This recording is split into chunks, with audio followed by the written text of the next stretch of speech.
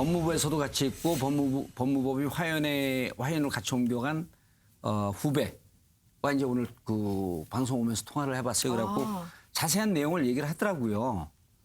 라임 옵티머스 여기는 운영사고 옵티머스의 펀드를 어디서 팔았냐면 NH증권에서 팔았어요.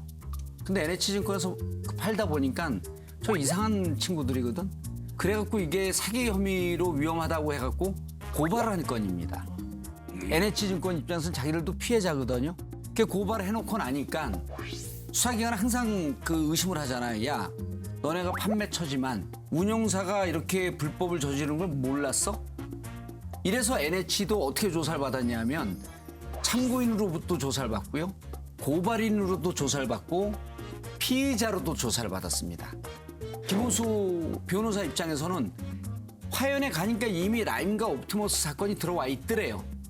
화연에 가서 받은 게 아니고 화연에 가니까 있었는데 보니까 운영사와는 전혀 관계없고 판매사가 피해를 받았다라고 해서 고발한 건을 자기가 거기에 대해서 그 판매사와 관련돼서 법률적 자문과 등등을 했다. 그래서 김호수 변호사 입장에서 보게 되면 사기를 친 라임 옵티머스를 변호한 것이 아니고 그 판매사들, 펀드 은행들. 판매사들을 화연에서 법률 자문을 하고 있는 것을 자기가 참여해서 했다. 이게 그쪽의 해석입니다. 네. 근데 법무부 차관으로서 라임 사건, 옵티머스 사건을 보고받지 않았을 가능성은 전무해요.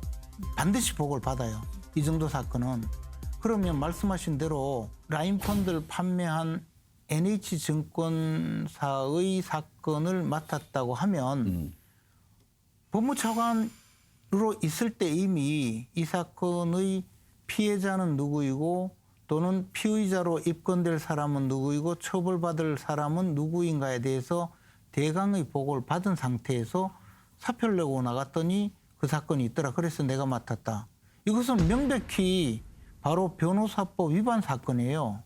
제가 만약에 이 사건을 담당하게 검사의 지휘를 준다면 이 3일 내에 구속해야 될 사건이란 말이에요. 자, 이제 검찰총장이 되었어요. 아직 이 사건이 진행되고 있어요, 수사가. 그러면 자신이 돈까지 받은 이 사건에 대해서 자신이 맡았던 그 의뢰인에 대해서 유리하게 해줄 수밖에 없는 구조가 돼 있어요. 김호수 지금 총장 후보가 네. 공직에 컴백한다는 기대를 크게 안 가진 것 같아요.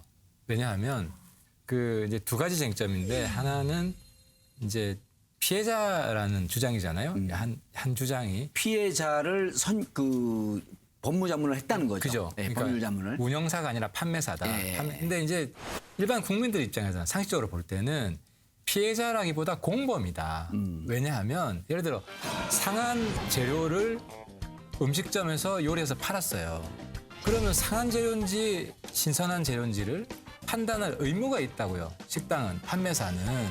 그러니까 공동 책임을 져야지 공범의 비중이 훨씬 크다라고 생각할 수 있고 두 번째는 그리고 아까 보고를 받았을 때 그럼 운영사 보고만 받고 판매사 보고는 안 받았냐.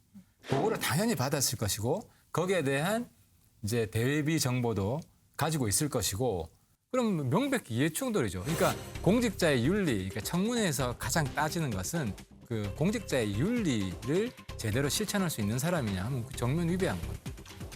자, 예를 들어갖고 난 보고는 안 받았을 거라고 보는데 라임하고 옵티머스가 아주 흉악한 사기꾼들 아니에요. 그러니까 억울한 사람들이 여기 많이 연루가 되어 있으면 이쪽 옵티머스와 라임이 이 사기의 주체이고 너네는 피해자라고 하는 것을 분명히 밝히기 위해선 이러이러한 너네들이 소명을 해야 된다. 이게 잘못된 건가요?